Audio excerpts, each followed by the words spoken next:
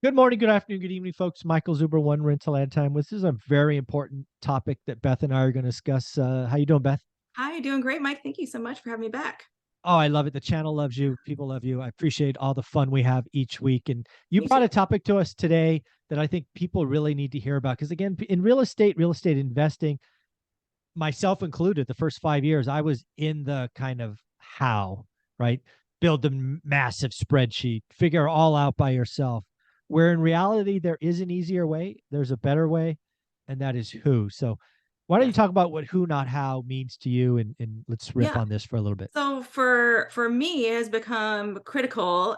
So for one thing, as an entrepreneur, somebody that's always working, working to build something, and they're very ambitious, it's hard to step back and bring in others to help with things. But so there's a couple aspects to that. One is like you can't scale without bringing on other people who are can fill in your weak spots.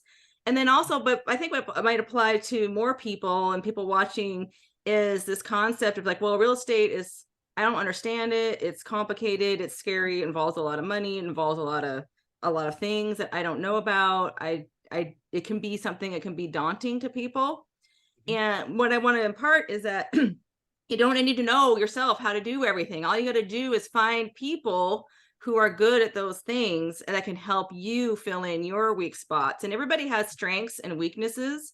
I have my own things that I'm very strong with and my other things that I'm not strong with at all. Like, for example, the spreadsheet. I am not a spreadsheet person. I have people that can put together a beautiful spreadsheet, and I I just got go in people there for and that. I enjoy looking at it, and like that's my, I'm really good at other things. And so um one of the things I would say too is like how figure out what your core strengths and competencies are and figure out what they aren't. And it's okay to not be good at something. I mean, sometimes it's good to have a basic understanding of things, but you don't have to go deep on the things that aren't your strength.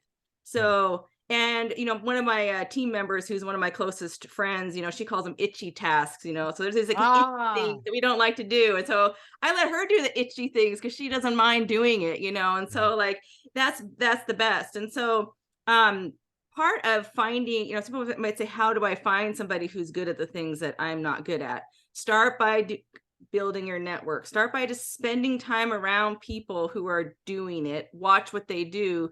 Build relationships over time. You can't just jump right in and be like, "Hey, share with me all these things." Like you got to work your way in. You got to develop the relationship. You got to just be there, present and learning and observing. And you will meet people who are good at the things that you're not good at. And then over time, as things evolve, you'll be able to learn about, how do you do this? How do you do that? I still network work with a lot of other real estate agents and team leaders and investors and people that they're sharing with me what they're doing that's working, and things that I'm not good at that they are. We can partner up, we can share resources.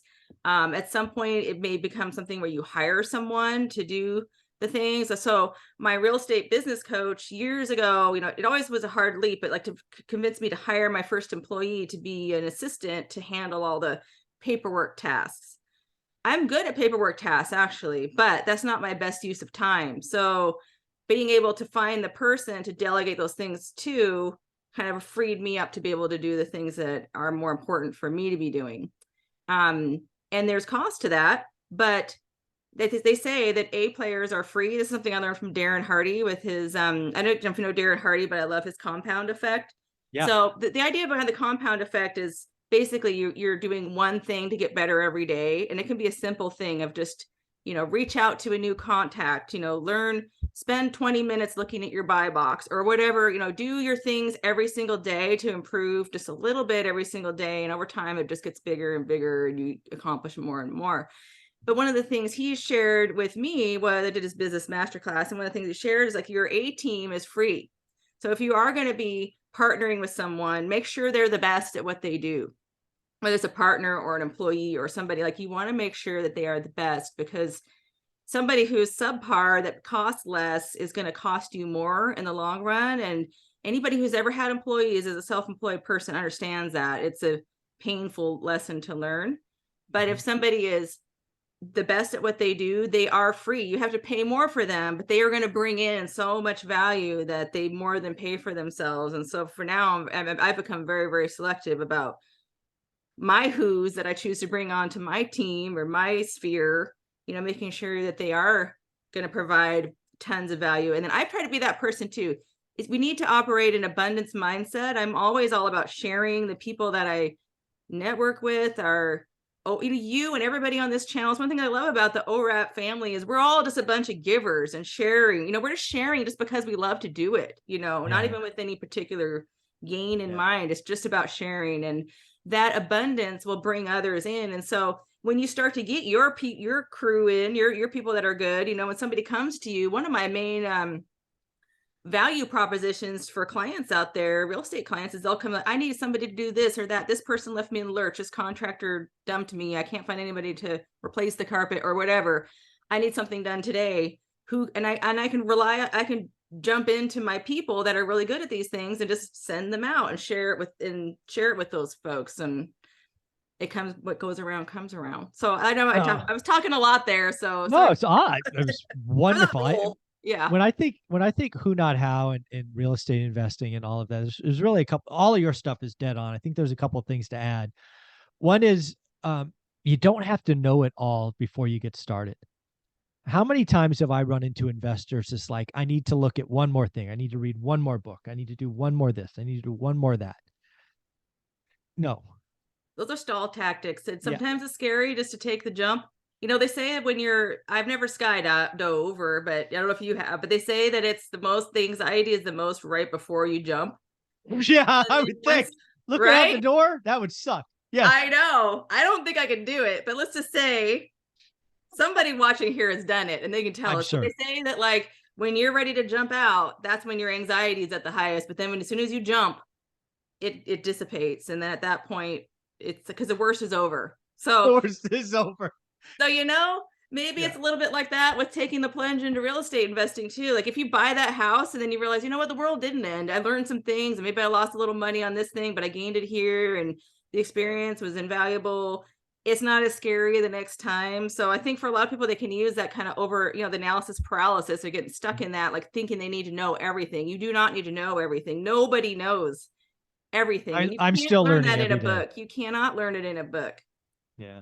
So. The other thing I think people need to do with who, not how, is you really got to watch who you're letting in your world. And in today, that includes social media. Oh, there are many YouTube channels around real estate investing from people who have never bought a rental, never bought their home, live in their mom's basement, and they're giving real estate advice. I think that is hilarious that somebody would, really? I would rather listen to someone who bought one than listen to someone who's never bought one. Oh, I know. I can't even allow that garbage into my world. I just can't. And so, I went through, I'm constantly going through and filtering that feed out because it got so crazy. It's like the same reason why I stopped watching news or like listening to news in my car, because I get my news at a certain time of day and then I just, I can't let that invade my entire, because it makes me feel bad and stressed out. Yeah. I don't like that. It's a beautiful day. I just want to enjoy the day. I want to allow positive things in because you get what you look for. Of course, whatever you focus on is going to expand. And if you're focusing on doom and gloom and bad things happening, like, well, you're going to find it, and the opposite is true too. So you do want to make sure you're around people there, and especially with real estate investing, there's always going to be people that are going to tell you that it's not going to work. Always a bad time, Beth. Oh, always. I know. Always. It's been a bad time since real estate began, and I just, and so for some people, with our family and some other people, we can't really be that selective about. I just don't bring it up with certain people. I just won't even. If they ask, I'll answer, but I'm not going to bring it up. And that's okay. You find your people, you find your tribe. And, this is if you don't have that, you've got the ORAT channel and family we're always here to be there for people. Yeah. So, yeah. It's just pretty awesome. And then the last thing I want to just hammer as we wrap up this episode is you need to invest in growing your network because you'll never know when they'll pay off. You talked about being able to use your network to replace carpet or do a touch-up paint or whatever when you just need that. And and the reason you have those is because you've given first. Yes. Right. You've been there for them. And so when you need a favor, they're like, yes, absolutely. I'll come on Sunday. No problem. Yeah. And you're not going to devalue them. You're going to evaluate each partner. It doesn't matter what job they do. They're extremely valuable. And they feel valued, they're going to want to do more for you. And it has to be genuine. Like I value them. They value me. It's a Yeah. symbiotic relationship. And when you get those people, it takes time. It takes years. I'm not going to joke about that. Never stop. Yes. It, Never yeah, stop. it never stops. Yeah. So Mhm. Beth, you put out a lot of great advice. I thank you very much for being active in the private Facebook group. How can somebody follow you or be part of your world? Yeah, if they want to reach out to me directly, they can reach out to me through my website, bethtraversogroup.com, or just find me on Facebook. I'm in the real estate rookie. I'm in the ORAC group. I'm out there, so feel free to send me a message. People do, and I always like that. Yeah, do me a favor, folks. Reach out to Beth via her website. Just tell her you appreciate her on one rental at a time. Let's show some goodness in this holiday season. Thank you very much. Take care. Thank you. Mhm. Bye. Bye.